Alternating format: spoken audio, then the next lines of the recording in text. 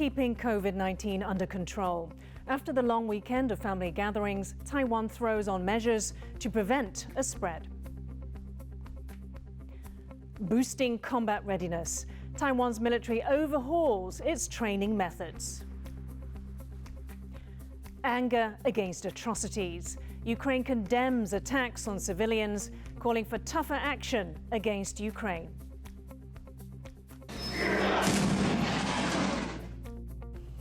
Faster than the speed of sound. With Russia's claims of hypersonic missiles, the US and its allies look at ways to step up defenses.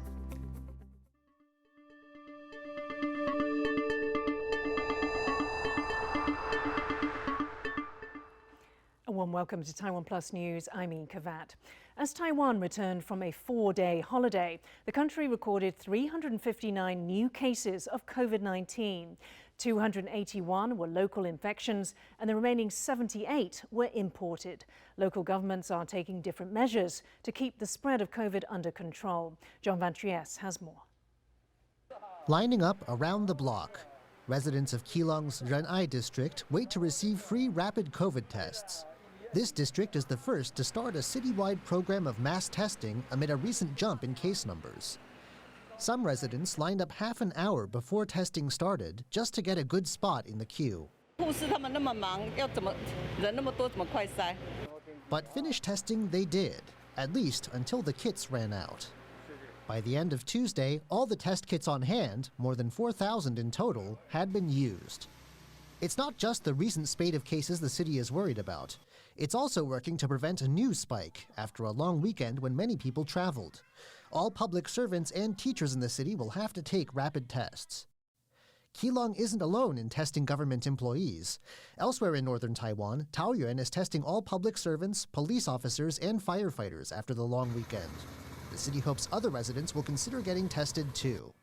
在假期期间，我们希望民众有到人口密集处，或者是有到人口比较多的这个旅游景点，那收假的之前都能够做这个快筛。 Other parts of Taiwan are taking a less strict approach, but are still being cautious. The southern city of Kaohsiung says it will conduct mass testing at schools if any students or staff get COVID. New Taipei is making public servants and teachers who haven't gotten 2 doses of a COVID vaccine show a negative test when going to work. The test results can't be older than 3 days. In Taipei, Mayor Ko Wen-je says anyone with COVID symptoms should get tested. But getting tested in the capital has become hard. Taipei's 7 public testing stations can only handle 1,260 people a day. But demand for testing has surged since a recent outbreak centered on a department store. Health authorities have texted 70,000 people who may have been exposed. As local governments come up with their own policies for managing COVID, the central government hopes to keep daily life going ahead as normal. In recent days, Premier Su Tseng-chang has referred more than once to a new Taiwanese model for dealing with COVID. Besides quarantining and strict social controls, Su says that while there is some risk to opening up, Taiwan has the vaccination rate and the medical resources it needs to keep the pandemic under control. It seems the days of partial shutdowns Taiwan saw last year won't be coming back. Alex Chen and John Van Trieste for TaiwanPlus. Taiwan is taking steps to bolster its combat readiness. The country has been closely watching developments in the Russian invasion of Ukraine, and with an aggressive neighbor of its own, more emphasis is being placed on its defense. The most recent move is an overhaul of training methods in Taiwan's military. Bing Wang reports. No pain, no gain. Considering the ongoing war in Ukraine, Taiwan's military is overhauling its training to better adapt to an enemy invasion and is looking to revamp its fitness requirements. Military strategists say the existing physical tests, sit-ups, push-ups, and a 3,000-meter run are insufficient. They're considering implementing combat fitness exercises that focus on the entire body. 你就会发现这3项里面其实都没有包含到下肢的肌力，所以我觉得这次如果加入了硬举这个动作的话，它可以增强国军弟兄的一个下肢肌力的部分。我觉得对国军弟兄来说，虽然辛苦，可是当然对身体是会比较好，然后也比较有帮助。The new training is patterned after that of the U.S. military, with adjustments to suit Taiwan's needs. 科学化的一个训练，这个绝对是好事。当然，我们不能够只照美国的一些资料全部就照抄过来，去做出一个适合我们国军或适合我们中方人的一种体适能测验。我想这个绝对是正确。In the last few years, China has stepped up its military pressure on Taiwan through frequent incursions into the country's air defense zone. Beijing has not ruled out a full-scale invasion. The ruling Chinese Communist Party claims Taiwan as a renegade province, despite never having ruled the island. 让中国大陆知道，当你要真正决定武力犯台，不管用任何手段，台湾都要做积极的准备。 Taiwan has bolstered its defenses in other ways, including intensified reservist training and increasing military preparation. There are also debates on extending conscription time from 4 months to 1 year. All this in the hopes that Taiwan will be ready to defend itself in the case of an enemy invasion. Klein Wang and Bing Wang for TaiwanPlus. The United States says it has approved a potential $95 million package to bolster Taiwan's air defenses. According to the Pentagon, the package would include equipment, maintenance and training to support the Patriot air defense system. This is the third U.S. arms sale announced under President Joe Biden's administration. Taiwan's presidential office says this shows the rock-solid nature of the Taiwan-U.S. relationship. The deal is expected to come into effect within a month. The US, UK and Australia say they will begin a joint research effort into the development of hypersonic weapons and in methods to defend against them. The cooperation is part of the AUKUS partnership and comes after Russia's defense ministry claimed to have launched a hypersonic missile during its war in Ukraine. The US and Australia already have an existing joint program to develop hypersonic weapons capabilities. The AUKUS partnership was first announced last year when the US and UK agreed to help Australia develop a fleet of nuclear submarines. Hypersonic missiles have the ability to virtually erase borders and make any country a potential target. But what exactly makes these weapons so unique, and how are they changing the way militaries prepare themselves? Our reporter Jaime Ocon gives us a glimpse into the world of hypersonic missiles. Like something out of science fiction, hypersonic missiles, as seen in this 3D imaging, travel so fast that they challenge the laws of physics.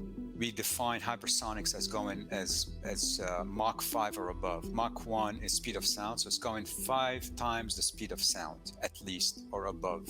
And with the war in Ukraine raging on, Russia's recent claim that it used a hypersonic missile in an attack is drawing international concern.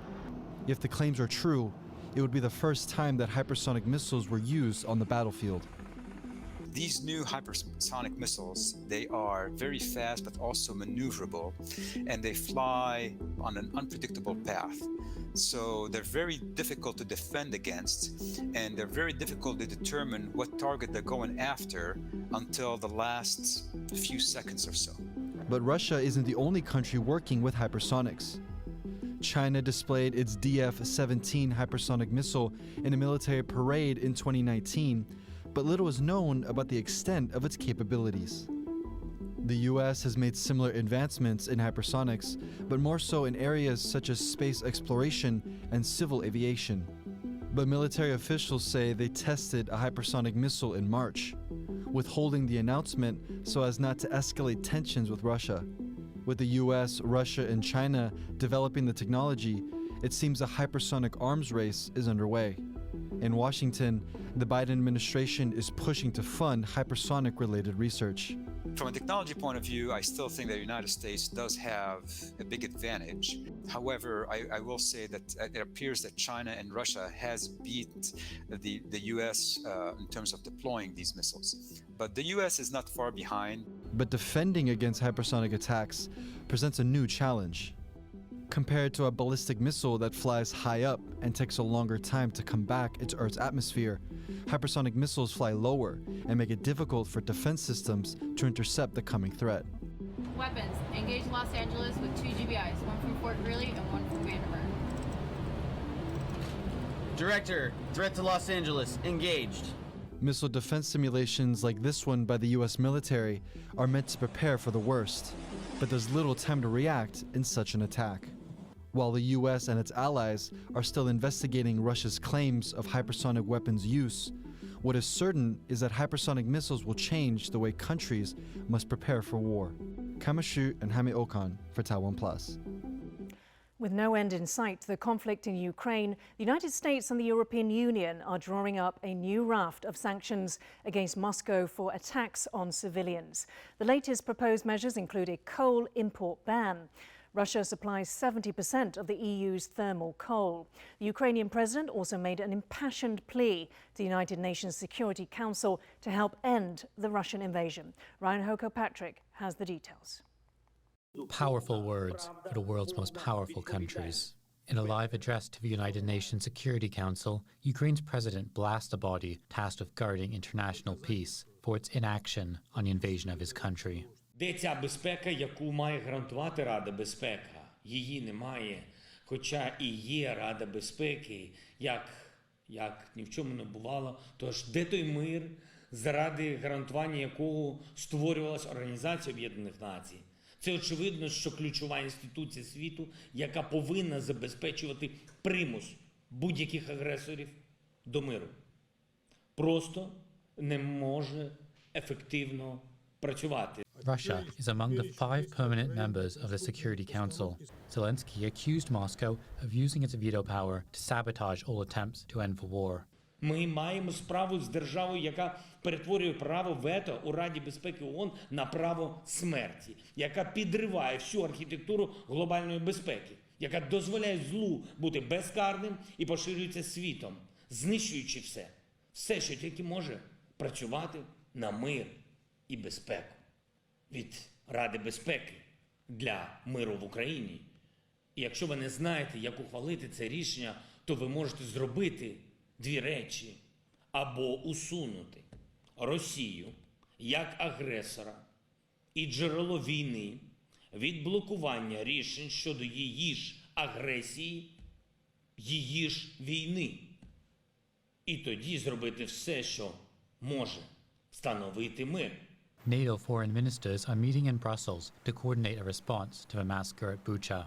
Ukrainian authorities have shared more evidence of what they say are crimes against humanity executed by Russian occupiers in the newly liberated Kyiv suburb. A growing number of European countries are also expelling Russian diplomats over the accusations. As Russian forces continue to retreat from around the capital to concentrate in the country's east, Zelenskyy has warned that even worse atrocities may emerge. With the world still reeling from these gruesome images, inaction is only becoming harder. Ryan Kilpatrick for TaiwanPlus. Inna Solson is a lawmaker, deputy leader of the Holos Party, and former deputy minister for education and science in Ukraine. She has chosen to stay in Kyiv during the Russian invasion.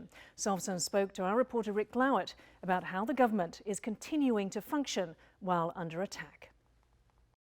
The Ministry of Education has been dealing with ensuring that kids who are out of danger, out of direct danger, can access online classes. That was being done as well. So we're trying to conduct this, I wouldn't say sense of normality. Schools is a little bit different because schools were doing that mainly for the psychological well-being of the kids. We understand that they're not functioning the way it should be right now, but at least giving some sense of normality to the kids who are able to attend online classes is crucially important. But we realize that we shall have to deal with the gaps in education later on after the victory. But we are trying to do everything in our power to keep control over the situation here in Ukraine to an extent possible given these circumstances. What has surprised you in the way that the country has adapted to being at war and how it's been functioning? So I think that is the thing surprised me, number one, that people are now staying very united. Thing number two is that people are so willing to commit and to get engaged and to help in any way possible. Like people are willing to donate, people are willing to give their time. Many businesses that used to work in one manner are now functioning with the simple goal of, helping the military. For instance, I know a little bit more about the fashion business here in Ukraine. people who used to, sew some fancy dresses and suits and all, they're all now functioning, but with one single goal: they are making things for the army. And that is how many other businesses are doing. Could you tell us a little bit about your vision for Ukraine after the war? I believe that this war has taught us one important thing, is that we should never postpone changes. We should never compromise on changes that we want to see. Because I know that in Ukraine, we have often been trying to compromise between change and the status quo. And I think that was a mistake. And I think that we need to move faster in terms of changing the country after the victory. We need to build a more open society, a democratic society, a liberal society with a functioning market economy integrated into the global markets, innovative country which welcomes everyone except for Russians. And that is the country that I believe we can build. And that is the country I believe we should be building. Is there a sense in Ukraine that people have become accustomed to this new situation? I was thinking about that when I was watching the movies about the World War II and people acting there. And they seem like that was normal for them to be part of that war. I now, being part of the war myself, understand that there is nothing normal about that. And there is nothing you can get used to here in the war. Like not right now, but the first 2-3 weeks, I was waking up in the morning and the first thought I was having such a bad dream that we had the war. So truly, this is not something you can get used to. I mean, of course, right now I wake up and I know that we're at war. I hear the explosions, around Kyiv and all. But it is not something you get used to. It's 42 days since Russia invaded Ukraine, and the economic reverberations are being felt around the world. Hefty international sanctions against Russia, one of the world's leading energy providers, are triggering fuel shortages and supply chain disruptions. I spoke to Peter Lewis, a financial analyst based in Hong Kong, to discuss the impact of the war on the global economy and on Russia. As we see more evidence of war crimes being committed in Ukraine, the more the anger is growing in Europe, both amongst politicians and the public, to actually go and do more and take bigger steps. Now, whether this could bring an end to the war is another matter, because this is a war that should never have started in the first place. You would think that President Putin would have known that there would be a response to this, and the response just seems to be making him go even more aggressively in terms of the attacks on Ukraine. So at the moment, there isn't a sign of an end to the war. The ruble initially collapsed, but then recovered because the central bank has tried to take steps to support it. But nevertheless, this is going to have a devastating effect on the Russian economy. It will take time. For sure, it could set back the Russian economy maybe a couple of decades. We could easily see a 10% contraction in GDP now this year. And you mentioned the economy going back decades. Can you outline for us the sorts of impacts on ordinary Russians? Well, you're seeing it already. You're seeing prices surge. And if the ruble goes into another tailspin, prices will surge even more because imported goods will go up. The purchasing power of the Russian ruble will go down. You are seeing signs of shortages in supermarkets, and that will presumably only get worse. How is Taiwan's economy being affected by Russia's war in Ukraine? It's coming in a number of ways. First of all, the war in Ukraine is creating a global supply shock. There is a shortage of key commodities, if you like, which is pushing up prices of commodities very, very fast. That's creating global inflation. It's putting up inflation around the world, including in Taiwan. Now, Taiwan is a big exporter, so it needs to have vibrant world markets to export into. It needs to have a good, strong global economy to be able to export to. And also there's an impact through financial markets as well. Emerging markets this quarter have suffered their first portfolio outflows in about 2 years. So considerable outflows from emerging markets, particularly from China. But emerging markets tend to be the first markets that take the brunt of a global crisis. People withdraw from them very quickly because they see them as being vulnerable to currency shocks, vulnerable to inflation and slowing global growth. In terms of economic impact on Taiwan, it's hard to know because a lot depends upon how this goes on. And we're only seeing really the beginnings of this. So as the economic data comes through over the next couple of months, we'll start to get a better picture of just how much it is affecting economies like Taiwan. The European Commission is taking action against Hungary for undermining the rule of law and for allegedly misusing EU funds. The move comes just days after Hungary's Prime Minister Viktor Orban won his fourth term in office in a landslide election victory. Critics of Orban say he has put power and money into the hands of his party and its associates while campaigning against the rights of migrants and LGBTQ people. If the EU's disciplinary measure is approved, Hungary could lose access to billions of euros worth of funding. Twitter has appointed billionaire tech entrepreneur Elon Musk to its board of directors. Musk has spent close to $3 billion to increase his stake in Twitter to nearly 10% and is now the company's biggest shareholder. The world's richest man is both an avid user and a vocal critic of the social media service. In March, Musk suggested to his 80 million followers that Twitter is not doing enough to protect free speech. The Tesla Motors founder has also floated potential changes to the service, including making Twitter open source and allowing users to edit their tweets. Twitter has confirmed that it has been working on an edit feature since last year. Blacksmithing is a tough job anywhere, and in Taiwan it's made even harder by the hot and humid climate. But here's the story of how one family business in the northern county of Hsinchu is forging ahead with their traditional craft. 我大體17歲做到呢下做咗44年嘞。我係新半年，我呢下63歲。 我集中畢業嘅時啊，家下附近咪苦啊，我睇過，其實就即刻我都可以打鐵啲，幫我睇過啦，那都同我了解學，一般嗰度睇兩生產所嚟做啊，啲學門咯，哦，啲就春樹工打嚟做啊，使用炮彈工打，順到夾嘅鐵都學當樣，喺呢度團喺度，現在先到下後攞幾下是做喺度，要耐力，要耐刀。 像我大去除到啊，像我哋兩三嚟講，已經都做4幾、做5幾件啦。所以講，佢做出嚟量有限，清熱、半熱、9熱啦，加時間當熱啦。尤其我哋做呢些啊，溫度讓高尤其用工加時間最辛苦啊。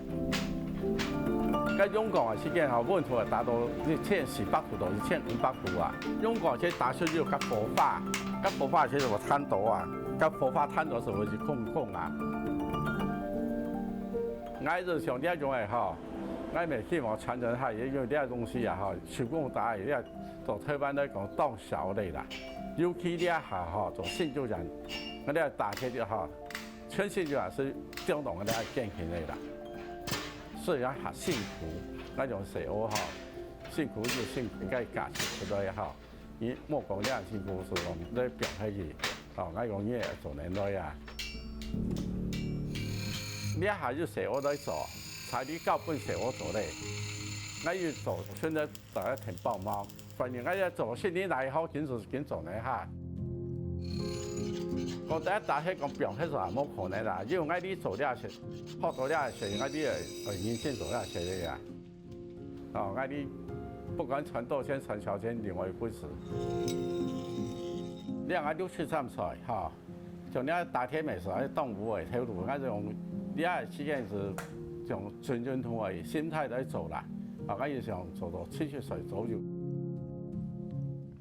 The YouTube account of renowned Malaysian singer-songwriter Namewee is back online.